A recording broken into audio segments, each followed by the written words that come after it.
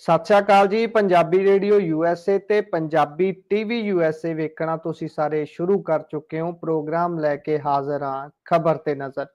ਇਸ ਪ੍ਰੋਗਰਾਮ ਦੇ ਵਿੱਚ ਮਿੰਟੂ ਗੁਰਸਰੀਆ ਜੀ ਦਾ ਸਾਥ ਹੁੰਦਾ ਹੈ। ਵੱਖ-ਵੱਖ ਖਬਰਾਂ ਤੇ ਚਾਨਣਾ ਪਾਈਦਾ ਤੇ ਉਹਨਾਂ ਦਾ ਵਿਸ਼ਲੇਸ਼ਣ ਮਿੰਟੂ ਗੁਰਸਰੀਆ ਜੀ ਤੁਹਾਡੇ ਲਈ ਕਰਦੇ ਨੇ। ਸੋ ਉਹਨਾਂ ਦਾ ਸਵਾਗਤ ਕਰਦੇ ਹਾਂ ਤੇ ਫਿਰ ਇੱਕ ਇੱਕ ਕਰਕੇ ਸਾਰੀਆਂ ਖਬਰਾਂ ਦੇ ਉੱਪਰ ਪਾਵਾਂਗੇ ਚਾਨਣਾ। ਬਹੁਤ-ਬਹੁਤ ਸਵਾਗਤ ਹੈ ਮਿੰਟੂ ਜੀ। ਸ਼ੁਕਰੀਆ ਸਾਰਿਆਂ ਨੂੰ। ਸਤਿ ਸ੍ਰੀ ਅਕਾਲ ਜੀ। ਜੀ ਸੋ ਮਿੰਟੂ ਜੀ, ਖਬਰ ਜੇਕਰ ਆਪਾਂ ਲੈਣੀ ਹੋਵੇ ਸਭ ਤੋਂ ਪਹਿਲਾਂ ਤਾਂ ਦਿੱਲੀ ਦੇ ਵਿੱਚ ਅੱਜ ਹਲਫ ਲਿਆ ਗਿਆ ਹੈ ਤੇ ਮਹਿਲਾ CM ਮਿਲੀ ਹੈ ਦਿੱਲੀ ਨੂੰ। ਤੇ ਕਿਹੋ ਜਿਹੀਆਂ ਵੱਡੀਆਂ ਹਾਈਲਾਈਟਸ ਰਹੀਆਂ ਅੱਜ ਦਿੱਲੀ ਦੇ ਵਿੱਚ, ਕਿਉਂਕਿ ਕਈ ਸਾਰੇ ਮੁੱਖ ਮੰਤਰੀ ਤੇ ਪ੍ਰਧਾਨ ਮੰਤਰੀ ਹੋਣਾ ਦੀ ਖਾਸ ਇਸ ਦੇ ਵਿੱਚ ਸ਼ਮੂਲੀਅਤ ਸੀ। ਕੀ ਕਹੋਗੇ ਜੀ? ਜੀ ਬਿਲਕੁਲ, ਦੇਖੋ ਦਿੱਲੀ ਨੂੰ ਇੱਕ ਤੇ ਇਹ ਹੈ ਕਿ ਚੌਥੀ ਔਰਤ ਜਿਹੜੀ ਹੈ ਚੀਫ ਮਿਨਿਸਟਰ ਦੇ ਵਜੋਂ ਮਿਲੀ ਤੇ ਕਮਾਲ ਦੀ ਕਹਿੰਦੇ ਆ ਕਿ ਅਰਵਿੰਦ ਕੇਜਰੀਵਾਲ ਵਾਂਗੂ ਇਸ ਬੀਬੀ ਰੇਖਾ ਗੁਪਤਾ ਦਾ, ਜਿਹਦੇ ਤੁਹਾਨੂੰ ਪਤਾ ਪੁਰਾਣੇ ਟਵੀਟ ਵੀ ਕਾਫੀ ਵਾਇਰਲ ਹੋ ਰਹੇ, ਜਿਨ੍ਹਾਂ ਦੀ ਸ਼ਬਦਾਵਲੀ ਉਹ ਜਿਵੇਂ ABVP ਵਾਲੇ ਹੈਗੇ ਆ, ਉਹ ਉਸੇ ਤਰ੍ਹਾਂ ਦੀ ਵਰਤਦੀ ਨਜ਼ਰ ਆਉਂਦੀ ਹੈ ਉਹਨਾਂ 'ਚ। ਤਾਂ ਇਹਨਾਂ ਦਾ ਜਿਹੜਾ ਬੈਕਗਰਾਉਂਡ ਹੈ ਉਹ ਹਰਿਆਣੇ 'ਚ, ਅਰਵਿੰਦ ਕੇਜਰੀਵਾਲ ਦੀ ਤਰ੍ਹਾਂ। ਅੱਛਾ, ਹੁਣ ਜੇ ਆਪਾਂ ਗੱਲ ਕਰੀਏ ਕਿ ਇਹਨਾਂ ਨੂੰ ਕਿੱਦਾਂ ਲਿਆਂਦਾ ਗਿਆ, ਤਾਂ ਤੁਸੀਂ ਦੇਖਿਆ ਹੋਣਾ ਕਿ ਭਾਰਤੀ ਜਨਤਾ ਪਾਰਟੀ ਦਾ ਕਾਫੀ ਮੰਥਨ ਚਿੰਤਨ ਚੱਲਿਆ ਤੇ ਉਸ ਤੋਂ ਬਾਅਦ ਇੱਕ ਖਬਰ ਜਿਹੜੀ ਆ ਤੁਸੀਂ ਦੇਖੀ ਹੋਣੀ ਹੈ ਕਿ RSS ਖੁਦ ਹੀ ਖਬਰਾਂ ਪਲਾਂਟ ਕਰਵਾ ਰਿਹਾ ਹੈ ਕਿ ਇਹ ਨਾਮ ਜਿਹੜਾ ਉਹ ਨਾਗਪੁਰ ਤੋਂ ਆਇਆ, ਯਾਨੀ RSS ਤੋਂ ਆਇਆ, ਤਾਂ ਕਿ ਲੋਕਾਂ ਦੇ ਵਿੱਚ ਮੈਸੇਜ ਜਚੇ। ਇਹ ਗੱਲ ਅੱਗੇ ਆਪਾਂ ਹਰਿਆਣੇ ਤੇ ਮਹਾਰਾਸ਼ਟਰ ਦੇ ਵਿੱਚ ਵੀ ਵੇਖੀ ਸੀ। ਹੁਣ ਜਿੱਥੋਂ ਤੱਕ ਸਵਾਲ ਹੈ ਇਹਨਾਂ ਦੇ ਹਲਫ ਦਾ, ਚਲੋ ਜੇ ਆਪਾਂ ਦੇਖੀਏ ਮੋਦੀ ਸਾਹਿਬ ਤਾਂ ਸਾਰੇ ਜਿੱਦਾਂ ਬਹੁਤ ਤਗੜਾ ਪ੍ਰੋਗਰਾਮ ਸੀਗਾ, ਇਹ ਆਪਾਂ ਕਹਿ ਲਈਏ ਕਾਫੀ ਹਾਈਲਾਈਟ ਹੋਇਆ ਇਹ। ਤਾਂ ਰੇਖਾ ਗੁਪਤਾ ਜੀ ਤੋਂ ਇਲਾਵਾ ਪ੍ਰਵੇਸ਼ ਵਰਮਾ, ਉਹਨਾਂ ਨੂੰ ਡਿਪਟੀ ਚੀਫ ਮਿਨਿਸਟਰ ਬਣਾ ਦਿੱਤਾ ਗਿਆ ਹੈ। ਇਹ ਸਾਹਿਬ ਸਿੰਘ ਵਰਮਾ ਦੇ ਲੜਕੇ, ਤੇ ਇਹਨਾਂ ਦੇ ਬਿਆਨ ਵੀ ਵਿਵਾਦਤ ਰਹਿੰਦੇ ਆ। ਫਿਰ ਜੇ ਤੁਸੀਂ ਦੇਖੋਗੇ ਆਸ਼ੀਸ਼ ਸੂਦ ਜੀ, ਉਹਨਾਂ ਨੂੰ ਵੀ ਮੰਤਰੀ ਬਣਾਇਆ। ਪਰ ਸਭ ਤੋਂ ਜੇ ਆਪਾਂ ਦੇਖੀਏ ਬਈ ਜਿਹੜਾ ਇੰਟਰਸਟਿੰਗ ਹੈ, ਤੇ ਜੇ ਆਪਾਂ ਆਪਦੇ ਲਿਹਾਜ਼ ਨਾਲ ਦੇਖੀਏ, ਪੰਜਾਬ ਦੇ ਲਿਹਾਜ਼ ਨਾਲ, ਉਹ ਹੈ ਨਾਮ ਮਨਜਿੰਦਰ ਸਿੰਘ ਸਿਰਸਾ ਦਾ। ਇਹਨਾਂ ਨੂੰ ਵੀ ਕੈਬਨਿਟ ਦੇ ਵਿੱਚ ਸ਼ਾਮਲ ਕੀਤਾ ਗਿਆ ਤੇ ਇਹਨਾਂ ਦੇ ਕੋਲ ਡਿਪਾਰਟਮੈਂਟ ਦੇਖੋ, ਮੰਤਰਾਲੇ ਦੇਖੋ, ਇੰਡਸਟਰੀ ਆ। ਫਿਰ ਇਹ ਤੋਂ ਇਲਾਵਾ ਜੇ ਤੁਸੀਂ ਦੇਖੋਗੇ ਵਾਤਾਵਰਣ ਆ ਗਿਆ, ਵਣ ਤੇ ਵਾਤਾਵਰਣ ਜਿਹੜਾ ਹੁੰਦਾ ਹੈ ਜੀ। ਤੇ ਇਹ ਤੋਂ ਇਲਾਵਾ ਜੇ ਆਪਾਂ ਗੱਲ ਕਰੀਏ ਤੇ ਇਹਨਾਂ ਦੇ ਕੋਲ ਇਸ ਤੋਂ ਇਲਾਵਾ ਖਾਦ, ਜਿਹੜਾ ਖਾਣ ਵਾਲੇ ਪਦਾਰਥ ਹੁੰਦੇ, ਖਾਦ ਤੇ ਨਾਗਰਿਕ ਆਪੂਰਤੀ, ਯਾਨੀ ਜੋ ਫੂਡ ਸਪਲਾਈ ਵਾਲਾ ਹੁੰਦਾ, ਉਹ ਵੀ ਆ ਗਿਆ। ਤਾਂ ਮਤਲਬ ਕਿ ਅੱਛੇ ਆ ਇਹਨਾਂ ਦੇ ਕੋਲ। ਫਿਰ ਅਰਬਨ ਪਲਾਨਿੰਗ ਆ ਗਈ, ਤੇ ਪਹਿਲਾਂ ਇਹ ਵੀ ਖਬਰ ਸੀ ਕਿ ਇਹਨਾਂ ਦੇ ਕੋਲ ਹੈਲਥ ਵੀ ਆ ਗਿਆ ਹੈ ਸ਼ਾਇਦ। ਤਾਂ ਖੈਰ ਇਹ ਇੱਕ ਤਰ੍ਹਾਂ ਨਾਲ ਕਹਿ ਲਓ ਕਿ ਕਾਫੀ ਪਾਵਰਫੁਲ ਨਜ਼ਰ ਆ ਰਿਹਾ ਹੈ। ਕੈਬਨਿਟ ਦੇ ਵਿੱਚ ਇਹਨਾਂ ਦਾ ਵਜ਼ਨ ਵੀ ਕੋਈ ਛੋਟਾ ਨਹੀਂ ਹੈ। ਸੋ ਲਿਹਾਜ਼ਾ ਦੇਖੋ, ਜੇ ਆਪਾਂ ਵੇਖੀਏ ਪ੍ਰਵੇਸ਼ ਵਰਮਾ ਡਿਪਟੀ CM, ਹੁਣ ਇੱਥੋਂ ਹੀ ਪਤਾ ਲੱਗ ਜਾਂਦਾ ਹੈ ਕਿ ਜੋ ਤੁਸੀਂ ਅਕਸਰ ਨੋਟ ਕਰਦੇ ਹੋਵੋਗੇ ਜਾਂ ਗੱਲਾਂ ਬਾਤਾਂ ਚੱਲਦੀਆਂ ਨੇ ਕਿ CM ਜਿਹੜਾ ਹੈ ਜੀ, ਉਹ ਬੜਾ ਇੱਕ ਸਰਪ੍ਰਾਈਜ਼ ਨਾਮ ਹੁੰਦਾ ਹੈ RSS ਜਾਂ ਭਾਜਪਾ ਵੱਲੋਂ।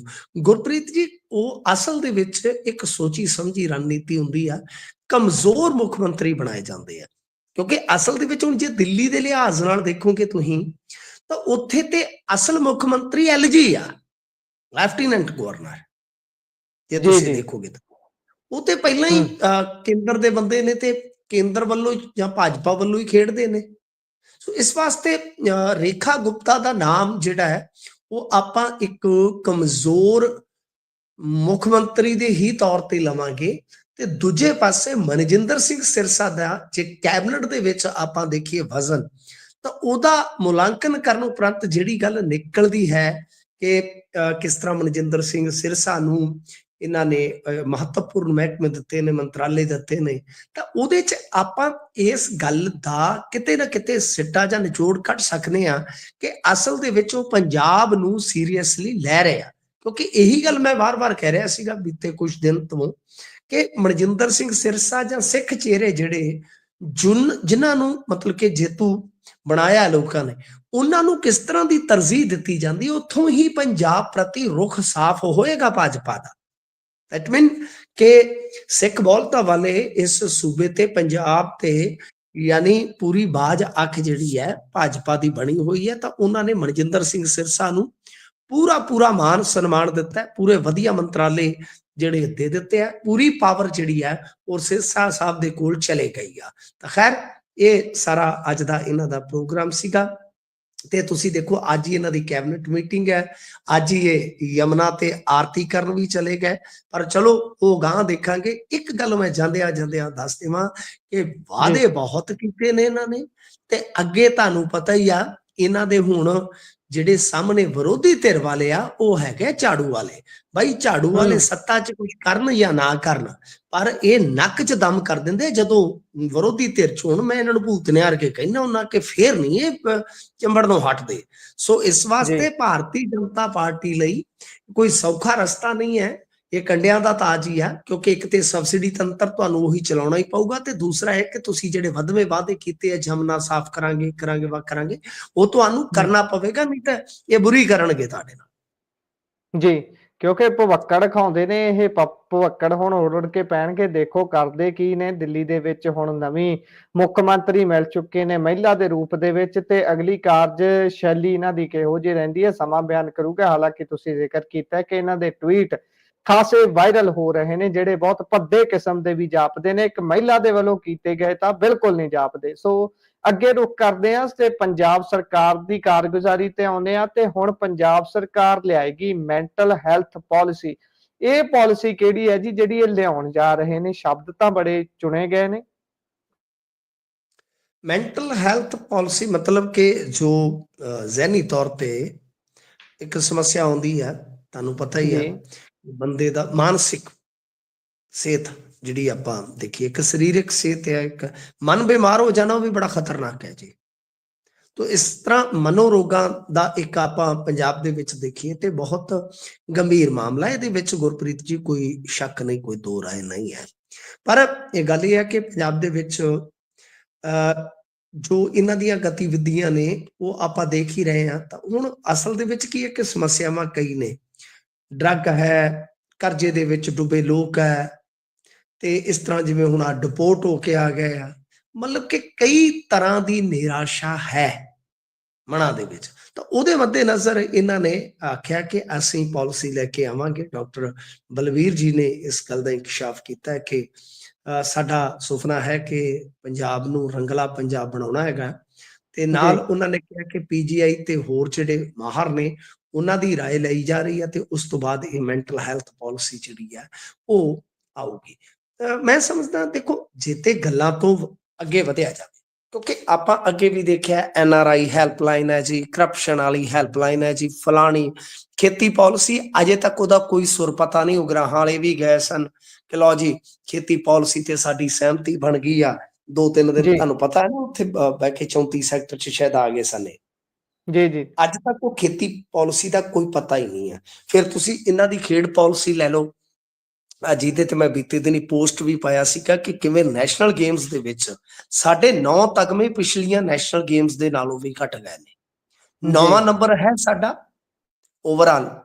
ਤੇ ਕਿਸੇ ਸਮੇਂ ਅਸੀਂ ਅਕਾਲੀਆਂ ਨੂੰ ਬਹੁਤ ਨਿੰਦਦੇ ਭੰਡਦੇ ਹਾਂ, ਆਲੋਚਨਾ ਚਲੋ ਅੱਛੀ ਵੀ ਹੁੰਦੀ ਹੈ, ਪਰ ਅਕਾਲੀਆਂ ਦੇ ਰਾਜ ਦੇ ਵਿੱਚ 15 'ਚ 93 ਤਗਮੇ ਸੀਗੇ ਸਾਡੇ, ਯਾਨੀ ਹੁਣ ਦੇ ਨਾਲੋਂ ਆਲਮੋਸਟ ਕਹਿ ਲਓ ਕਿ ਲਗਭਗ 25 ਕਿ 27 ਜਿਹੜੇ ਜ਼ਿਆਦਾ ਸੀਗੇ, ਤੇ 5ਵਾਂ ਨੰਬਰ ਸੀ ਓਵਰਆਲ। ਤਾਂ ਸਾਡੀ ਯਾਨੀ ਸਪੋਰਟਸ ਪਾਲਿਸੀ ਜਿਹੜੀ ਹੈ ਉਹ ਵੀ ਨਕਾਰਾ ਹੋ ਰਹੀ ਆ, ਨਕਾਰਾ ਸਿੱਧ ਹੋ ਰਹੀ ਆ। ਹੁਣ ਉੱਤੋਂ ਜੇ ਮੈਂਟਲ ਹੈਲਥ ਪਾਲਿਸੀ ਕੱਲੀ ਗੱਲਾਂ ਦੀ ਆ ਤੇ ਜਾਂ ਫਾਰਮੈਲਿਟੀ, ਕਿਉਂਕਿ ਹੁਣ ਦੇਖੋ ਅਰਵਿੰਦ ਕੇਜਰੀਵਾਲ ਹੋਰਾਂ ਨੇ ਵੱਟ ਚਾੜਿਆ ਇਹਨਾਂ ਨੂੰ, ਤੇ ਇਹ ਤੇ ਧੜਾ ਇੱਥੇ ਕਦੀ ਪੁਲਿਸ ਵਾਲਿਆ ਫੜ ਲਏ, ਕਦੇ ਫਲਾਂ ਟਮਕਾ। ਉਹ ਵੀ ਤੇ ਆਪਾਂ ਨੂੰ ਪਤਾ ਹੀ ਹੈ ਨਾ ਕਿ ਹੇਠਲੇ ਪੱਧਰ ਦੇ ਅਧਿਕਾਰੀ ਜਿਹੜੇ ਆ ਉਹ ਜਿੱਦਾਂ ਕਹਿ ਲਓ ਕਿ ਕਾਂ ਟੰਗਣ ਵਾਲਾ ਮਾਮਲਾ ਹੈ। ਮੋਟੇ ਤੌਰ ਤੇ ਪੈਸੇ ਹਾਲੇ ਵੀ ਬਣਾਏ ਜਾ ਰਹੇ ਨੇ, ਵੱਡੇ ਪੱਧਰ ਤੇ ਜਿਹੜੇ ਮਗਰਮੱਛ ਆ ਉਹ ਤੇ ਕੰਮ ਕਰੀ ਜਾ ਰਹੇ ਨੇ। ਸੋ ਗੱਲ ਗੁਰਪ੍ਰੀਤ ਜੀ ਇਹ ਹੈਗੀ ਆ ਕਿ ਜੇ ਤਾਂ ਤੁਸੀਂ ਅਮਲ ਚ ਲੈ ਆਓ ਤੇ ਚੀਜ਼ ਇਹ ਵਧੀਆ, ਸਟ੍ਰੈਸ ਬਹੁਤ ਹੈ ਲੋਕਾਂ ਦੇ ਵਿੱਚ, ਖੁਦਕੁਸ਼ੀਆਂ ਹੋ ਰਹੀਆਂ ਹੁਣ ਤੇ ਇੱਥੇ ਬੱਚੇ ਖੁਦਕੁਸ਼ੀਆਂ ਕਰਦੇ ਨੇ, ਸਕੂਲੀ ਬੱਚੇ। ਖੈਰ ਉਹ ਕੋਈ ਮਾੜੀ ਗੱਲ ਨਹੀਂ ਹੈ, ਉਹਦੇ ਨਾਲ ਸਾਰੇ ਹੀ ਕਵਰ ਹੋ ਸਕਦੇ ਆ, ਜ਼ਰੂਰਤ ਹੈ। ਪਰ ਗੱਲ ਇਹ ਆ ਕਿ ਜੇ ਤੁਸੀਂ ਗੱਲਾਂ ਤੋਂ ਅੱਗੇ ਵਧੋ ਤੇ ਜੇ ਤੁਸੀਂ ਸਿਰਫ ਤੇ ਸਿਰਫ ਗੱਲਾਂ ਕਰੋ, ਮੇਰੇ ਖਿਆਲ ਦੇ ਨਾਲ ਠੀਕ ਨਹੀਂ। ਤੇ ਜੇ ਇਦਾਂ ਦੀ ਪਾਲਿਸੀ ਲੈ ਆਉਣ, ਇਹਨਾਂ ਦੇ ਆਪਦੇ 2-4 ਬੰਦਿਆਂ ਨੂੰ ਵੀ ਉਹਦਾ ਲਾਭ ਅੱਛਾ ਮਿਲੇਗਾ। ਉਹ ਵੀ ਮੈਨੂੰ ਕਈ ਵਾਰ ਇਦਾਂ ਲੱਗਦਾ ਕਿ ਮਾਨਸਿਕ ਤੌਰ ਤੇ ਨਾ ਥੋੜੇ ਉਹ ਵੀ ਅਪਸੈਟ ਰਹਿੰਦੇ ਆ। ਸੋ ਇਸ ਵਾਸਤੇ ਠੀਕ ਆ, ਪਰ ਇਹ ਉਦੋਂ ਅਸੀਂ ਵਧੀਆ ਕਹਾਂਗੇ ਜਦੋਂ ਇਹ ਗੱਲਾਂ ਤੋਂ ਅੱਗੇ ਵੱਧ ਕੇ ਅਮਲ ਚ ਆ ਜਾਣਗੇ ਜੀ। ਜੀ, ਸੋ ਦੇਖਦੇ ਹਾਂ ਕਿ ਇਹ ਅਮਲ ਵੱਲ ਕਦੋਂ ਵੱਧਦੇ ਨੇ, ਪਾਲਿਸੀਆਂ ਦੀ ਲਿਆਉਣ ਦੀ ਤਾਂ ਗੱਲ ਬਹੁਤ ਹੁੰਦੀ ਹੈ। ਸੋ ਇੱਕ ਵਾਰ ਫਿਰ ਤੋਂ ਜਿਹੜੇ ਬਿੱਟੂ ਸਾਹਿਬ ਨੇ ਉਹ ਪਹੁੰਚੇ ਨੇ ਮਾਨ ਦੇ ਦਰਾਂ ਤੇ ਪਹਿਲਾਂ ਵੀ ਪਹੁੰਚੇ ਸੀ, ਖਾਸੀ ਬਹਿਸ ਹੋਈ ਸੀ, ਅੱਧਾ ਘੰਟਾ ਕਹਿੰਦੇ, ਤੇ ਹੁਣ ਕੀ ਮਾਜਰਾ ਬਣਿਆ ਜੀ? ਹਾਂ, ਕੋਈ ਆਣ ਕੇ ਮਾਈ ਦਾ ਲਾਲ ਟੱਕਰੇ। ਤੇ ਗੱਲ ਇਹ ਆ ਕਿ ਹੁਣ ਇਹ ਤੇ ਇਹਨਾਂ ਨੇ ਮਾਨ ਸਾਹਿਬ ਦੇ ਦਰਾਂ ਦੇ ਵਿੱਚ ਮੰਜਾ ਹੀ ਢਾ ਲਿਆ, ਵੈਰੀਆਂ ਦੇ ਦਰਾਂ ਵਿੱਚ ਮੰਜਾ ਢਾ ਲਿਆ। ਤਾਂ ਗੱਲ ਇਹ ਆ ਕਿ ਬਈ ਇਹ ਤੇ ਖੜਾ ਹੀ ਨਹੀਂ ਛੱਡਦੇ, ਖੜਾ ਤੇਰਾ ਨਹੀਂ ਉਹ ਛੱਡਣਾ, ਭਾਵੇਂ ਲੱਗ ਜਾਣ ਹੱਥ ਕੜੀਆਂ। ਤੇ ਇਹ ਤੇ ਪਰਵਾਹ ਹੀ ਨਹੀਂ ਕਰਦੇ ਪਏ। ਕੱਲ ਵੀ ਗਾਲ ਦੁੱਪੜ, ਧੱਕਾ ਮੁੱਕੀ ਸਭ ਕੁਝ ਆਪਾਂ ਵੇਖਿਆ। ਤੇ ਅੱਜ ਵੀ ਉੱਥੇ ਪਹੁੰਚੇ ਤੇ ਕਹਿੰਦੇ ਆ ਕਿ ਸਾਨੂੰ ਸਮਾਂ ਨਹੀਂ ਦਿੱਤੇ ਆ। ਤੇ ਇਹ ਬੋਲੇ ਆ ਕਿ ਮੇਰੇ ਨਾਲ ਗੱਲ ਕਰਨ ਦੀ ਹਿੰਮਤ ਦਿਖਾਵੇ ਭਗਵੰਤ ਮਾਨ। ਮਤਲਬ ਕਿ ਇਸ ਤਰ੍ਹਾਂ ਦੀ ਮੀਡੀਆ ਸਟੇਟਮੈਂਟ ਇਹਨਾਂ ਨੇ ਜਾਰੀ ਕੀਤੀ ਆ। ਤੇ ਉਹ ਕਹਿੰਦੇ ਆ ਕਿ 19 ਫਰਵਰੀ ਨੂੰ ਮੈਂ ਕੱਲਾ ਮੁੱਖ ਮੰਤਰੀ ਨਿਵਾਸ ਤੇ ਪਹੁੰਚਿਆ ਸੀ, ਭਗਵੰਤ ਮਾਨ ਨੂੰ ਸਿੱਧਾ ਸੰਦੇਸ਼ ਦਿੱਤਾ ਸੀਗਾ ਕਿ ਜੇਕਰ ਮੇਰੇ ਕਾਰਕੁਨਾਂ ਦੇ ਨਾਲ ਜ਼ਬਰਦਸਤੀ ਕਰਨ ਦੀ ਹਿੰਮਤ ਹੈ ਤੇ ਆ ਮੇਰੇ ਨਾਲ ਗੱਲ ਕਰ।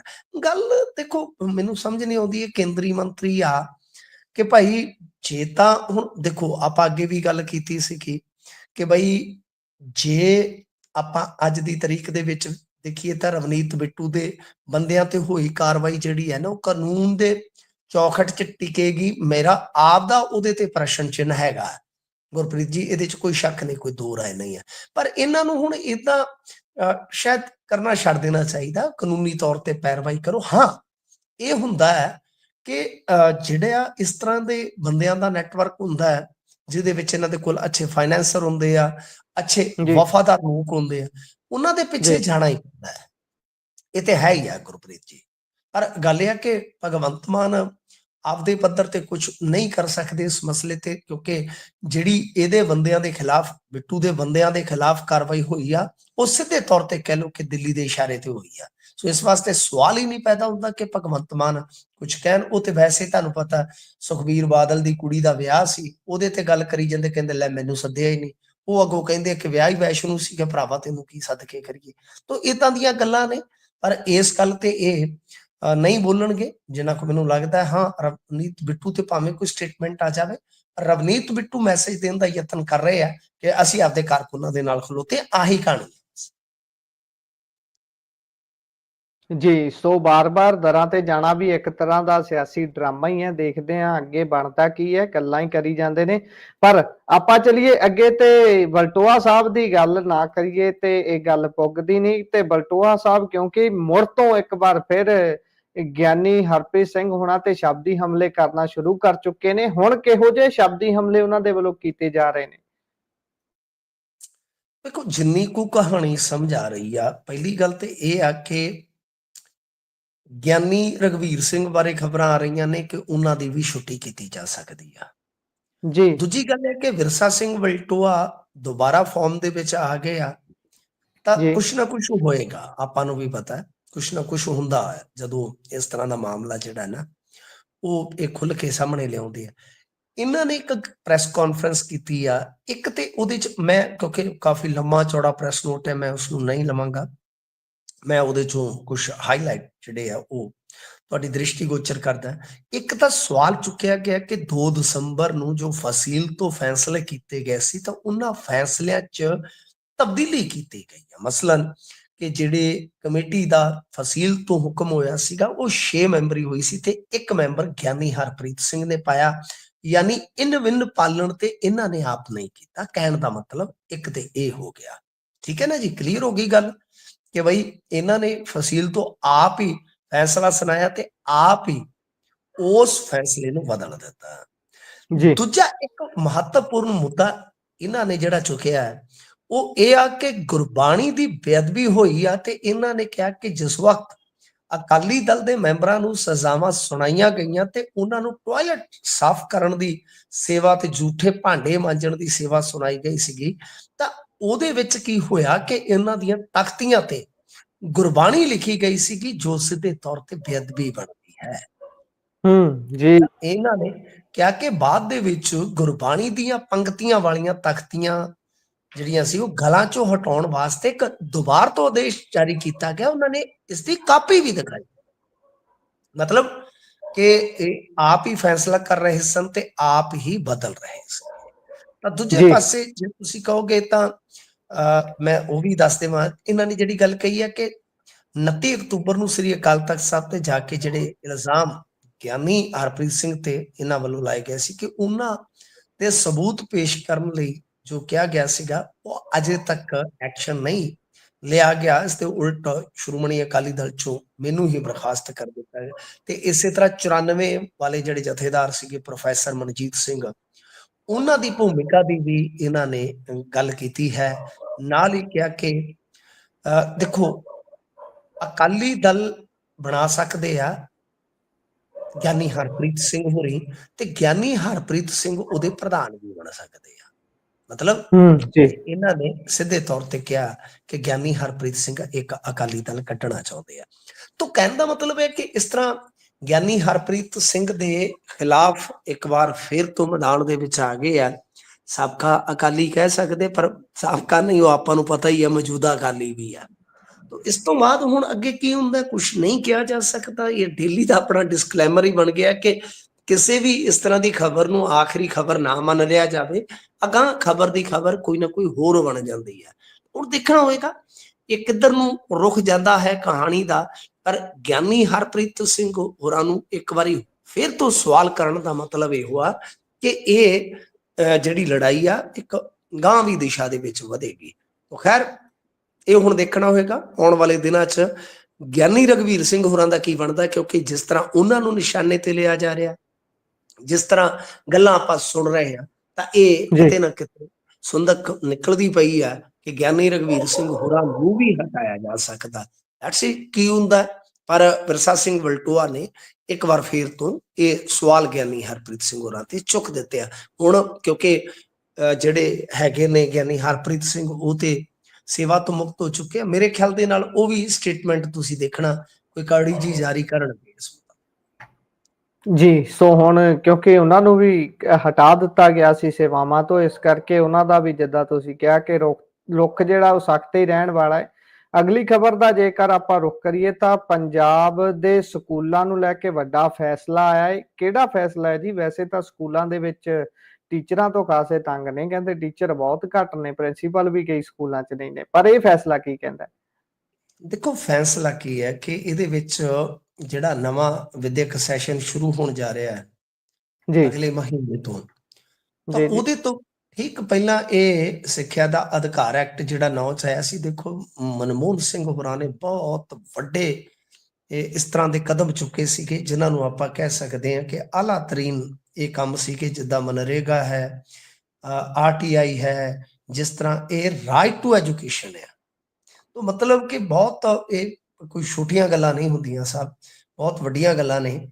ਤਾਂ ਇਹਦੇ ਵਿੱਚ ਕੀ ਆ ਕਿ 25% ਜਿਹੜਾ EWS ਕੋਟਾ ਹੁੰਦਾ, ਇਕਨੋਮਿਕ ਵੀਕਰ ਸੈਕਸ਼ਨ, ਜਿਹੜਾ ਕਿ ਪੰਜਾਬ ਦੇ ਸਕੂਲਾਂ 'ਚ ਉਹ ਨਹੀਂ ਦਿੱਤਾ ਜਾ ਰਿਹਾ, ਜਿਹੜਾ ਕਿ ਸਿੱਖਿਆ ਦਾ ਅਧਿਕਾਰ ਐਕਟ ਦਾ ਹਿੱਸਾ ਹੈ। ਉਹਦੇ ਵਿੱਚ ਕੀ ਆ ਕਿ ਗਰੀਬ ਵਰਗ ਦੇ ਬੱਚਿਆਂ ਨੂੰ ਇਸ ਸਹੂਲੀਅਤ ਤੋਂ ਮਹਿਰੂਮ ਕਰਕੇ ਸੰਵਿਧਾਨ ਦੀ ਜਿਹੜੀ ਕਹਿ ਲਓ ਕਿ ਧਾਰਾ 21 ਹੈ, ਸਿੱਧੇ ਤੌਰ ਤੇ ਕਹਿ ਲਓ ਕਿ ਉਹਦਾ ਤੇ RTE ਰਾਈਟ ਟੂ ਐਜੂਕੇਸ਼ਨ, ਉਹਦਾ ਇਹ ਉਲੰਘਣ ਦਾ ਮਾਮਲਾ ਸੀ। ਜਦੋਂ ਇਹ ਪਟੀਸ਼ਨ ਦੇ ਰੂਪ ਦੇ ਵਿੱਚ ਹਾਈ ਕੋਰਟ 'ਚ ਗਿਆ ਤਾਂ ਹਾਈ ਕੋਰਟ ਨੇ ਸਿੱਧਾ 2 ਹਰਫੀ ਗੱਲ ਕਹੀ। ਉਹਨਾਂ ਨੇ ਕਿਹਾ ਕਿ ਦੇਖੋ ਅਗਾਂਹ ਤੋਂ ਤੁਹਾਨੂੰ ਇਹ 25% ਸੁਨਿਸ਼ਚਿਤ ਕਰਨਾ ਪੈਣਾ ਹੈ, ਇਹ ਤੁਹਾਨੂੰ EWS ਕੋਟਾ ਦੇਣਾ ਪੈਣਾ ਨਿੱਜੀ ਸਕੂਲਾਂ ਦੇ ਵਿੱਚ, ਅਦਰਵਾਈਜ਼ ਤੁਹਾਡੇ ਤੇ ਸਖਤ ਕਾਰਵਾਈ ਕਰਾਂਗੇ। ਦਰਅਸਲ ਕੀ ਹੋਇਆ ਸੀਗਾ ਕਿ ਬਈ ਸਿੱਖਿਆ ਦਾ ਜਿਹੜਾ ਅਧਿਕਾਰ ਹੈ ਇਹਦੇ ਵਿੱਚ ਸਾਰਾ ਇਹ ਪ੍ਰਬੰਧ ਤੇ ਕਰ ਦਿੱਤਾ ਗਿਆ, ਪਰ ਕਿਉਂਕਿ ਆਪਾਂ ਨੂੰ ਪਤਾ ਪੰਜਾਬ ਦੇ ਵਿੱਚ ਬਹੁਤ ਸਾਰੇ ਸਕੂਲ ਜਿਹੜੇ ਆ ਉਹ ਸਿਆਸਤਦਾਨਾਂ ਦੇ ਆ, ਬਹੁਤ ਸਾਰੇ ਸਕੂਲ ਸਾਧਾਂ ਦੇ ਆ ਜਿਹੜੇ ਉਹ ਵੀ ਸਿਆਸਤ ਦਾ ਹੀ ਹਿੱਸਾ ਬਣੇ ਫਿਰਦੇ ਆ, ਜਾਂ ਵੱਡੇ ਰਸੂਖਦਾਰਾਂ ਦੇ ਆ ਜਿਹੜੇ ਕਿ ਖੁਦ ਸਿਆਸਤ ਨੂੰ ਕਹਿ ਲਓ ਕਿ ਪ੍ਰਭਾਵਿਤ ਕਰਨ ਦਾ ਦਮ ਰੱਖਦੇ ਆ ਜਾਂ ਫੰਡਿੰਗ ਵਗੈਰਾ ਕਰਦੇ ਨੇ। ਤਾਂ ਇਸ ਕਰਕੇ ਇਹ ਲਾਗੂ ਨਹੀਂ ਸੀ ਹੋ ਸਕਿਆ ਪੰਜਾਬ ਦੇ ਵਿੱਚ। ਨਹੀਂ ਤਾਂ ਜੇ ਤੁਸੀਂ ਦੇਖੋਗੇ ਜਿੱਦਾਂ ਤੁਹਾਡਾ ਕੋਈ ਲਾਗੇ ਦਾ ਸਕੂਲ ਹੈ ਫਰਜ਼ ਕਰੋ, ਤਾਂ ਉੱਥੇ ਕੋਈ ਫੈਮਿਲੀ ਇਸ ਤਰ੍ਹਾਂ ਦੀ ਹੈ ਜਿਹਦੀ ਇਨਕਮ ਜਿਹੜੀ ਹੈ ਉਹ ਮੰਨ ਲਓ ਸਾਲਾਨਾ ਕੋਈ ਲੱਖ 2 ਲੱਖ, ਕਿਉਂਕਿ ਉਹ ਐਗਜ਼ੈਕਟ ਨੰਬਰ ਤੁਹਾਨੂੰ ਦੇਖਣਾ ਪੈਣਾ, ਗੂਗਲ ਕਰ ਲਈਓ, ਪਰ ਉਹ ਤੈਅ ਹੱਦ ਤੋਂ ਜੇ ਉਹਦੀ ਇਨਕਮ ਥੱਲੇ ਆ ਤਾਂ ਉਹ ਉਸ ਸਕੂਲ ਦੇ ਵਿੱਚ ਜਿੱਥੇ MLA ਦਾ ਮੁੰਡਾ ਪੜ੍ਹਦਾ ਹੈ ਤੁਹਾਡੇ ਇਲਾਕੇ ਦਾ, ਜਿਸ ਸਕੂਲ ਦੇ ਵਿੱਚ, ਉਹ ਉੱਥੇ ਜਾ ਕੇ ਐਡਮਿਸ਼ਨ ਮੰਗ ਸਕਦੇ ਆ। ਯਾਨੀ 100 ਦੇ ਵਿੱਚੋਂ 25 ਸੀਟਾਂ ਜਿਹੜੀਆਂ ਇਸ ਤਰ੍ਹਾਂ ਦਾ ਇਕਨੋਮਿਕ ਵੀਕਰ ਸੈਕਸ਼ਨ, ਉਹਦੇ ਚ ਜਾਤ ਆਧਾਰਿਤ ਕੋਟਾ ਨਹੀਂ ਹੁੰਦਾ, ਮੈਂ ਤੁਹਾਨੂੰ ਸਪਸ਼ਟ ਕਰ ਦੇਵਾਂ, ਉਹਦੇ ਵਿੱਚ ਇਕਨੋਮਿਕ ਵੀਕਰ ਮਤਲਬ ਆਰਥਿਕ ਤੌਰ ਤੇ ਪਛੜੇ ਵਰਗ ਦਾ ਹੀ ਕੋਟਾ ਹੁੰਦਾ ਹੈ। ਉਹਦੇ ਚ ਜਨਰਲ ਜਾਂ SC ਉਹ ਕੋਈ ਚੱਕਰ ਨਹੀਂ ਹੈਗਾ, ਉਹ ਜਾ ਕੇ ਜਨਰਲ ਵੀ ਆਪਦਾ ਜਾ ਕੇ ਇਕਨੋਮਿਕ ਵੀਕਰ ਸੈਕਸ਼ਨ ਦਾ ਕੋਟਾ ਲੈ ਸਕਦਾ ਹੈ। ਤਾਂ ਇਸ ਕਰਕੇ ਇਹ ਬਹੁਤ ਹੀ ਵਧੀਆ ਸੀ। ਮੈਂ ਪਿਛਲੇ ਸਾਲ ਪੋਸਟ ਵੀ ਪਾਈ ਸੀ ਜਾਗਰਤੀ ਵਾਸਤੇ, ਤਾਂ ਉਹਦੇ ਚ ਵਿਵਾਦ ਵੀ ਹੋਇਆ ਸੀਗਾ। ਮੇਰਾ ਵੀ ਦੱਸਣ ਦਾ ਮਕਸਦ ਇਹੀ ਸੀਗਾ ਕਿ ਭਾਈ ਜੋ ਸਾਨੂੰ ਵਿਧੀ ਵਿਧਾਨ ਦੇ ਮੁਤਾਬਕ ਅਧਿਕਾਰ ਮਿਲੇ ਆ, ਇਸਤੇਮਾਲ ਕਰ ਲੈਣ ਦੀ ਜ਼ਰੂਰਤ ਹੈ ਉਹਨਾਂ ਨੂੰ। ਮੈਂ ਨਹੀਂ ਕਹਿੰਦਾ ਕਿ ਸਰਕਾਰੀ ਸਕੂਲਾਂ ਵੱਲ ਧਿਆਨ ਨਾ ਦਿਓ, ਪਰ ਜੋ ਨਿੱਜੀ ਸਕੂਲਾਂ ਦੇ ਵਿੱਚ ਸਾਡਾ ਕੋਟਾ ਹੈ, ਅਸੀਂ ਉਹ 100 ਚੋਂ 25 ਕਿਉਂ ਛੱਡ ਰਹੇ ਹਾਂ? ਠੀਕ ਹੈ ਨਾ ਜੀ। ਉੱਥੇ ਸਾਡੇ ਗਰੀਬਾਂ ਦੇ ਬੱਚੇ ਜਿਹੜੇ ਜਾਣੇ ਚਾਹੀਦੇ ਆ। ਸੋ ਇਹ ਵੱਡਾ ਫੈਸਲਾ ਹੈ ਮੇਰੀ ਨਜ਼ਰ ਦੇ ਵਿੱਚ, ਜੋ ਠੀਕ ਨਵੇਂ ਵਿਦਿਅਕ ਸੈਸ਼ਨ ਤੋਂ ਪਹਿਲਾਂ ਆ ਗਿਆ ਹੈ ਜੀ। ਸੋ ਅਗਲੀ ਖਬਰ ਦਾ ਜੇਕਰ ਰੁਖ ਕਰੀਏ ਤਾਂ ਬਾਬਾ ਸਿੱਦੀਕੀ ਦਾ ਕਤਲ ਹੁੰਦਾ ਹੈ। ਮੁੰਬਈ ਦਾ ਵੱਡਾ ਨਾਮ ਜਿਹੜਾ ਫਿਲਮੀ ਸਿਤਾਰਿਆਂ ਦੇ ਨਾਲ ਆਮ ਤੌਰ ਤੇ ਦੇਖਿਆ ਜਾਂਦਾ ਸੀ, ਤੇ ਹੁਣ ਉਸ ਕਤਲकांड ਦਾ ਜਿਹੜਾ ਮੁਲਜ਼ਮ ਹੈ ਉਹ ਇੰਡੀਆ ਤੋਂ ਭੱਜਿਆ ਹੋਇਆ ਦੱਸਿਆ ਜਾ ਰਿਹਾ ਹੈ ਜੀ। ਹਾਂ, ਇਹ ਸ਼ਾਇਦ ਜਲੰਧਰ ਦਾ ਹੀ ਸੀਗਾ ਜੀ ਸ਼ਾਨ। ਤਾਂ ਇਹਨੇ ਹੁਣ ਹਾਂਜੀ, ਕਿਹੜਾ ਪਿੰਡ? ਸ਼ੰਕਰ ਪਿੰਡ ਜੀ। ਸ਼ੰਕਰ ਪਿੰਡ ਤੇ ਮੇਰੇ ਖਿਆਲ ਦੇ ਨਾਲ ਕੇਐਸ ਮੱਖਣ ਦਾ ਜੀ। ਜੀ ਉਹਨਾਂ ਦਾ ਪਿੰਡ। ਠੀਕ ਹੈ। ਅੱਛਾ, ਇਹ ਇੱਥੋਂ ਮਤਲਬ ਕਿ ਬਾਬਾ ਸਿੱਦੀਕੀ ਦੇ ਮਾਮਲੇ ਦੇ ਵਿੱਚ ਵਾਂਟਡ ਬੰਦਾ ਸੀਗਾ, ਇੱਥੋਂ ਇਹ ਭੱਜਿਆ ਤੇ ਹੁਣ ਇਹਨੇ ਵੀਡੀਓ ਪਾ ਕੇ ਖੁਲਾਸਾ ਕੀਤਾ ਕਿ ਮੈਂ ਤੇ ਏਸ਼ੀਆ ਤੋਂ ਵੀ ਬਹੁਤ ਦੂਰ ਨਿਕਲ ਆਇਆ। ਤੇ ਕਮਾਲ ਦੀ ਗੱਲ ਹੈ ਕਿ ਪਾਕਿਸਤਾਨੀ ਡੌਨ ਹੈ ਜਿਹੜਾ ਖੋਖਰ, ਜਿਹੜਾ ਉਹਦਾ ਰਾਈਟ ਹੈਂਡ ਹੈ ਸ਼ਹਿਜ਼ਾਦ ਭੱਟੀ, ਇਹਨੇ ਉਹਦਾ ਜ਼ਿਕਰ ਕੀਤਾ ਕਿ ਉਹ ਭਾਈ ਨੇ ਮੈਨੂੰ ਕੱਢ ਦਿੱਤਾ ਜੀ। ਇਹਦਾ ਮਤਲਬ ਹੈ ਕਿ ਦੂਰ ਦਰੇਡੇ ਨਿਕਲ ਗਿਆ। ਪੁਲਿਸ ਇੱਥੇ ਲੱਭਦੀ ਫਿਰਦੀ ਹੈ। ਹੁਣ ਪੰਜਾਬ ਪੁਲਿਸ ਦੇ ਜਿਹੜੇ ਸੂਤਰ ਨੇ ਉਹ ਇਹ ਗੱਲ ਕਹਿੰਦੇ ਆ ਕਿ ਨੇਪਾਲ ਤੱਕ ਅਸੀਂ ਇਹਦਾ ਪਿਛਾ ਕਰਦੇ ਰਹੇ ਹਾਂ, ਆਖਰੀ ਲੋਕੇਸ਼ਨ ਇਹਦੀ ਨੇਪਾਲ ਬਾਰਡਰ ਸੀ। ਉਸ ਤੋਂ ਬਾਅਦ ਫਿਰ ਇਹਦਾ ਮਤਲਬ ਤੇ ਇਹੋ ਨੇਪਾਲ ਵਾਇਆ ਨਿਕਲ ਗਿਆ ਜੀ। ਤੇ ਇਹ ਹੁਣ ਇੰਡੀਆ ਵਾਸਤੇ ਬੜੀ ਵੱਡੀ ਚੁਣੌਤੀ ਆ ਕਿ 27 ਬੰਦੇ ਤੇ ਮੇਰੇ ਖਿਆਲ ਦੇ ਨਾਲ ਵਾਂਟਡ ਜਿਹੜੇ ਇਕੱਲੇ ਅਮਰੀਕਾ 'ਚ ਬੈਠੇ ਆ, ਤੁਸੀਂ ਹਿਸਾਬ ਲਾ ਲਓ। ਤੇ ਜੇ ਵੇਖੀਏ ਦਿਨੋਂ ਦਿਨ ਇਹ ਸੂਚੀ ਵੱਡੀ ਹੋ ਰਹੀ ਆ। ਤੇ ਗੱਲ ਇਹ ਆ ਕਿ ਪੁਰਾਣੇ ਬੰਦੇ ਤੇ ਤੁਸੀਂ ਲਿਆ ਨਹੀਂ ਪਾ ਰਹੇ। ਅਨਮੋਲ ਬਿਸ਼ਨੋਈ ਖੁਦ ਜਿਹੜਾ ਸਿੱਦੀਕੀ ਕੇਸ ਦੇ ਵਿੱਚ ਮਾਸਟਰਮਾਈਂਡ ਗਿਣਿਆ ਗਿਆ ਜੀ, ਉਹ ਅਮਰੀਕਾ ਬੈਠਾ ਤੇ ਗੋਲਡੀ ਬਰਾੜ ਉਹ ਪਤਾ ਨਹੀਂ ਕਿੱਥੇ ਹੈ, ਕੈਨੇਡਾ ਅਮਰੀਕਾ, ਮੈਨੂੰ ਨਹੀਂ ਪਤਾ। ਤਾਂ ਕਹਿਣ ਦਾ ਮਤਲਬ ਇਹ ਹੈ ਕਿ ਇਹ ਇੱਕ ਵੱਡੀ ਚੁਣੌਤੀ ਹੈ, ਕਿਉਂਕਿ ਹੁਣ ਜਿਸ ਤਰ੍ਹਾਂ ਉਹ ਜੇਸ਼ਾਨ ਨੇ ਵੀ ਬਾਹਰ ਜਾ ਕੇ ਕਿਹਾ ਕਿ ਹੁਣ ਦੁਸ਼ਮਣ ਸਾਡੇ ਤਗੜੇ ਹੋ ਜਾਣ, ਮਤਲਬ ਕਿ ਉੱਥੇ ਜਾ ਕੇ ਉਹ ਉਸ ਦੇਸ਼ ਦੇ ਵਿੱਚ ਤੇ ਕੋਈ ਕ੍ਰਾਈਮ ਅੰਜਾਮ ਨਹੀਂ ਦਿੰਦੇ, ਪਰ ਉੱਥੇ ਬੈਠੇ ਬੈਠੇ ਇੱਥੇ ਤੇ ਬਥੇਰਾ ਕੁਝ ਕਰ ਸਕਦੇ ਆ। ਤੇ ਨਾਲੇ ਉਹ ਆਰਗੇਨਾਈਜ਼ਡ ਹੋ ਰਹੇ ਨੇ, ਇਸ ਤਰ੍ਹਾਂ ਬੰਦੇ ਇੱਕ ਥਾਂ ਤੇ ਜੇ ਇਕੱਠੇ ਹੋ ਰਹੇ ਆ। ਸੋ ਇਹ ਵੇਖਣ ਵਾਲੀ ਗੱਲ ਆ। ਪਰ ਇੰਨਾ ਟਾਈਮ ਮਿਲਿਆ, ਹੁਣ ਪੁਲਿਸ ਵਾਲੇ ਕਹਿੰਦੇ ਆ ਕਿ ਜੀ ਅਸੀਂ ਨੇਪਾਲ ਬਾਰਡਰ ਤੱਕ ਫੋਲੋ ਕੀਤਾ, ਸਾਡੇ ਕੋਲ ਲੋਕੇਸ਼ਨ ਇਤਿਆਦਿਕ ਸੀ, ਪਰ ਬਹੁਤ ਸਮਾਂ ਹੋ ਗਿਆ ਸੀਗਾ ਬਾਬਾ ਸਿੱਦੀਕੀ ਦਾ ਕਤਲ ਹੋਏ ਨੂੰ। ਤਾਂ ਜੇ ਤੁਸੀਂ ਨਹੀਂ ਫੜ ਸਕੇ ਤੇ ਤੁਹਾਡੀ ਫੇਲਿਅਰ ਹੈ, ਹੋਰ ਤਾਂ ਕੀ ਹੈ। ਭੱਜਣ ਵਾਲੇ ਨੇ ਤਾਂ ਬਈ ਭੱਜਣਾ ਹੀ ਹੈ, ਉਹਨੇ ਤਾਂ ਵਾਹ ਜਿੰਨਾ ਲੱਗਦਾ ਹੈ ਗੁਰਪ੍ਰੀਤ ਜੀ ਬਚਣ ਵਾਸਤੇ ਲਾਉਣਾ ਹੀ ਆ। ਇਹ ਨਾਕਾਮੀ ਜਿਹੜੀ ਆ ਇਹ ਪੁਲਿਸ ਦੀ ਹੀ ਗਿਣੀ ਜਾਏਗੀ ਜੀ। ਸੋ ਇਹ ਤਾਂ ਹੈ, ਨਾਕਾਮੀ ਤਾਂ ਹੈ ਇਸ ਦੇ ਵਿੱਚ। ਜਦੋਂ ਇੱਕ ਵਿਅਕਤੀ ਬਾਹਰ ਨਿਕਲ ਜਾਂਦਾ ਹੈ ਦੇਸ਼ ਤੋਂ, ਦੂਰ ਜਾ ਕੇ ਫਿਰ ਤੁਹਾਨੂੰ ਵਿਗਾੜਦਾ, ਫਿਰ ਤਾਂ ਉਹ ਦੁੱਗਣੀ ਨਾਕਾਮੀ ਮਹਿਸੂਸ ਹੋਣੀ ਚਾਹੀਦੀ ਹੈ। ਸੋ ਅਗਲੀ ਖਬਰ ਤੇ ਜੇਕਰ ਚਲੀਏ ਤਾਂ ਲੁਧਿਆਣੇ 'ਚ ਆਪ ਨਾਲ ਜੁੜੇ ਜਿਮ ਸੰਚਾਲਕ ਤੇ ਪਰਚਾ ਦਰਜ ਹੋਇਆ ਜੀ। ਲੁਧਿਆਣੇ ਤੋਂ ਬੜੀਆਂ ਖਬਰਾਂ ਆਉਂਦੀਆਂ ਨੇ। ਕੁਝ ਦਿਨ ਪਹਿਲਾਂ ਆਪ ਦੇ ਇੱਕ ਵਿਅਕਤੀ ਦੇ ਵੱਲੋਂ ਆਪਣੀ ਪਤਨੀ ਦਾ ਹੀ ਕਤਲ ਕਰਾ ਦਿੱਤਾ ਜਾਂਦਾ ਹੈ। ਹੁਣ ਕੀ ਮਾਜਰਾ ਹੈ ਜੀ ਇਹ? ਇੱਕ ਅੱਗੇ ਆਮ ਆਦਮੀ ਪਾਰਟੀ ਦੇ ਲੀਡਰ ਨੇ ਡਾਕਟਰ ਦੇ ਨਾਲ ਵੀ ਮਿਸਬਿਹੇਵ ਕੀਤਾ ਸੀਗਾ, ਸ਼ਾਇਦ ਤੁਸੀਂ ਉਹ ਵੀ ਖਬਰ ਸੁਣੀ ਹੋਏਗੀ, ਤਾਂ ਉਹਦੇ 'ਚ ਵੀ ਮਾਮਲਾ ਦਰਜ ਹੋਇਆ ਮੇਰੇ ਖਿਆਲ ਨਾਲ। ਇੱਧਰ ਜੀ ਅਬੋਹਰ ਦੇ ਲਾਗੇ ਅੱਜ ਇੱਕ ਆਮ ਆਦਮੀ ਪਾਰਟੀ ਦੇ ਆਗੂ ਨੇ ਕਤਲ ਵੀ ਕਰ ਦਿੱਤਾ ਫਾਇਰ ਮਾਰ ਕੇ, ਸ਼ਾਇਦ ਸਰਪੰਚਨੀ ਦੇ ਪਤੀ ਸੀਗਾ, ਨਾਲੀ ਦਾ ਜੀ ਝਗੜਾ ਸੀ। ਮਤਲਬ ਕਿ ਆ ਗਏ ਵੀ ਪੁਰਾਣੇ ਸਮੇਂ 'ਚ, ਜਿਵੇਂ ਅਕਾਲੀ ਜਿਵੇਂ ਜਿਨ੍ਹਾਂ ਰਥਾਂ ਤੇ ਆਏ ਸੀ, ਇਹ ਵੀ ਹੌਲੀ ਹੌਲੀ ਉਹਨਾਂ ਚਾਲਿਆਂ ਤੇ ਹੀ ਆ ਗਏ ਆ। ਗੱਲ ਇਹ ਹੈ ਕਿ ਇਹਦੇ ਵਿੱਚ ਇਹ ਹੋ ਰਿਹਾ ਕਿ ਸਿਵਲ ਹਸਪਤਾਲ ਦੀ ਐਮਰਜੈਂਸੀ ਦੀ ਡਿਊਟੀ ਤੇ ਤੈਨਾਤ ਡਾਕਟਰਾਂ ਦੀ ਇਹ ਵੀ ਮਾਮਲਾ ਕੁਝ ਇਸੇ ਤਰ੍ਹਾਂ ਦਾ ਹੀ ਆ ਕਿ ਮਾਮਲਾ ਜਿਹੜਾ ਉਹ ਬਦਸਲੂਕੀ ਦਾ ਦਰਜ ਕਰਵਾਇਆ, ਤੇ ਉਸ ਤੋਂ ਬਾਅਦ ਰਮੇਸ਼ ਵਾਂਗੜ ਹੈ ਜਿਹੜਾ, ਉਹਦੇ ਖਿਲਾਫ ਹਸਪਤਾਲ ਦੇ ਵਿੱਚ ਹੰਗਾਮਾ ਕਰਨ ਤੇ ਡਾਕਟਰਾਂ ਨੂੰ ਧਮਕਾਉਣ ਦਾ ਕੇਸ ਜਿਹੜਾ ਉਹ ਦਰਜ ਕਰ ਲਿਆ ਗਿਆ। ਇਹ ਜਿਹੜੇ ਬਾਂਗੜ ਸਾਹਿਬ ਆ ਪਹਿਲਾਂ ਭਾਜਪਾ 'ਚ ਰਹੇ ਆ, ਯਾਨੀ ਟ੍ਰੇਨਿੰਗ ਹੀ ਠੀਕ ਹੈ ਇਹਨਾਂ ਦੀ, ਤੁਹਾਨੂੰ ਪਤਾ ਹੀ ਆ। ਤੇ ਉਦੋਂ ਬਾਅਦ ਤੇ ਇੱਕ ਸੱਪ ਤੇ ਉੱਤੋਂ ਖੜੱਪਾ। ਤੇ ਗੱਲ ਇਹ ਆ ਕਿ ਇਹ ਹਿਸਾਬ ਲਾ ਲਓ ਕਿ ਭਾਜਪਾ 'ਚੋਂ ਆਏ ਆ ਟ੍ਰੇਨ ਹੋ ਕੇ, ਤੇ ਹੁਣ ਝਾੜੂ ਫੜ ਲਿਆ ਇਹਨਾਂ ਨੇ। ਤੇ ਜਦੋਂ ਇਸ ਤਰ੍ਹਾਂ ਉਧਰੋਂ ਆਏ ਆ ਟ੍ਰੇਨ ਹੋ ਕੇ RSS ਵਾਲਿਆਂ ਕੋਲੋਂ, ਤੇ ਇਧਰੋਂ ਆਉਂਦੇ ਆ ਇਨਕਲਾਬ ਦਾ ਇਹਨਾਂ ਨੂੰ ਪੁੱਠ ਲੱਗ ਗਿਆ ਹੋਵੇ, ਤਾਂ ਪੁੱਠੇ ਸਿੱਧੇ ਕੰਮ ਤੇ ਫਿਰ ਕਰਨਗੇ ਜੀ। ਇਸ ਕਰਕੇ ਇਹ ਜਿਹੜਾ ਮਾਮਲਾ ਹੈ ਦਰਜ ਕੀਤਾ ਗਿਆ। ਤਾਂ ਬਈ ਇਹ ਇਹਨਾਂ ਦੇ ਬੰਦਿਆਂ ਨੂੰ ਵੀ ਵੇਖਣਾ ਪਊਗਾ, ਇਹਨਾਂ ਦੀ ਪਾਰਟੀ ਨੂੰ ਵੀ ਵੇਖਣਾ ਪਊਗਾ ਕਿ ਖਾਸਾ ਕੁਝ ਹੋ ਰਿਹਾ। ਬਾਈ ਤੁਹਾਡੇ ਬੰਦੇ ਖਾਸਾ ਕੁਝ ਕਰ ਰਹੇ ਨੇ। ਕੋਈ ਅੱਗੇ ਮਾਝੇ ਤੋਂ ਮੈਂ ਪਰਸੋਂ ਦੇਖਦਾ ਪਿਆ ਸੀਗਾ, ਉੱਥੇ ਇੱਕ ਇਹਨਾਂ ਦਾ ਆਗੂ ਜਿਹੜਾ ਉਹ ਨਸ਼ੇ ਸਮੇਤ ਕਾਬੂ ਆ ਗਿਆ ਸੀਗਾ।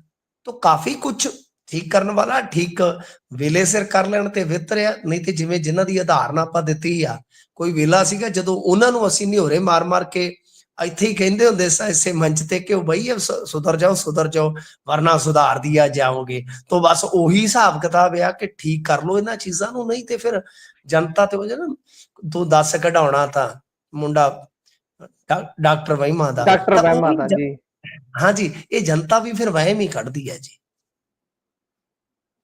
ਜੀ ਸੋ ਇਹ ਤਾਂ ਹੈ ਵਹਿਮ। ਹੁਣ ਜਿਸ ਤਰੀਕੇ ਦੇ ਨਾਲ ਨਿਕਲ ਰਹੇ ਨੇ, ਮੈਨੂੰ ਲੱਗਦਾ ਲੋਕ ਵੀ ਸਮਝ ਰਹੇ ਹੋਣਗੇ ਕਿ ਇਹ ਜੋ ਸਮਝਿਆ ਸੀ ਅਸੀਂ ਜਿਹੋ ਜਿਹੇ ਰਾਜ ਦੀ ਉਮੀਦ ਕਰ ਰਹੇ ਸੀ, ਕੀ ਕਹਿੰਦੇ ਹੁੰਦੇ ਉਹਨੂੰ, ਸਵਰਾਜ ਕਹਿੰਦੇ ਨੇ ਸ਼ਾਇਦ, ਸਵਰਾਜ ਤੇ ਜੀ ਉਹਦੀ ਆਸ ਕਰ ਰਹੇ ਸੀ। ਉਹ ਸਵਰਾਜ ਦਾ ਤੇ ਇਹਨਾਂ ਨੇ ਜਹਾਜ਼ ਬਣਾ ਦਿੱਤਾ ਸੀ। ਤੁਹਾਨੂੰ ਯਾਦ ਆ ਸਵਰਾਜ ਟਰੈਕਟਰ ਦੀ ਗੱਲ ਕਰ ਦਿੱਤੀ ਸੀ, ਖੁਦ ਮਾਨ ਸਾਹਿਬ ਨੇ ਸਿਧਾਂਤਕ ਤੌਰ ਤੇ ਤਾਂ ਉਹਨੂੰ ਗੇੜਾ ਦਿੱਤਾ ਸੀ। ਜੀ ਸੋ ਇਹ ਤਾਂ ਹੈ। ਸੋ ਅੱਗੇ ਚੱਲੀਏ ਤੇ NRI ਦਾ ਪਿਸਟਲ ਪੁਆੜਾ ਬਣਿਆ ਹੈ ਜੀ। ਹੁਣ NRI ਬੜੇ ਸ਼ੌਕੀਨ ਹੁੰਦੇ ਨੇ ਤੇ ਇਹ ਸ਼ੌਂਕ 'ਚ ਕਿਹੜਾ ਚੰਨ ਚਾੜਦਾ ਹੁਣ ਜੀ? ਪਿਸਟਲ ਪੁਆੜਾ ਬਣ ਗਿਆ? ਨਹੀਂ, ਇਹਨਾਂ ਨੇ ਕੋਈ ਚੰਨ ਨਹੀਂ ਚਾੜਿਆ, ਇਹਨਾਂ ਦੇ ਤੇ ਨਾਲ ਚੰਨ ਚੜ ਗਿਆ ਜੀ।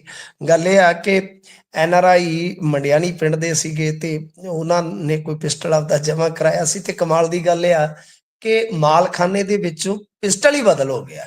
ਤੇ ਥਾਣਾ ਦਾਖਾ ਉਹੀ ਥਾਣਾ ਹੈ ਜਿਹਦਾ ਇੱਕ ਰਿਟਾਇਰਡ ਇੰਸਪੈਕਟਰ ਪ੍ਰੇਮ ਸਿੰਘ ਜਿਹਦੇ ਖਿਲਾਫ ਮੁਕੱਦਮਾ ਦਰਜ ਕੀਤਾ ਸੀਗਾ, ਜਿਹੜਾ ਹਾਲੇ ਵੀ ਚੱਲਦਾ। ਕਮਾਲ ਦੀ ਗੱਲ ਸੀ ਕਿ ਸਕੂਟੀ ਦਾ ਨੰਬਰ ਉਹ ਫੋਰਚੂਨਰ ਤੇ ਲਾਈ ਫਿਰਦਾ ਸੀਗਾ, ਬੜਾ ਰੌਲਾ ਪਿਆ।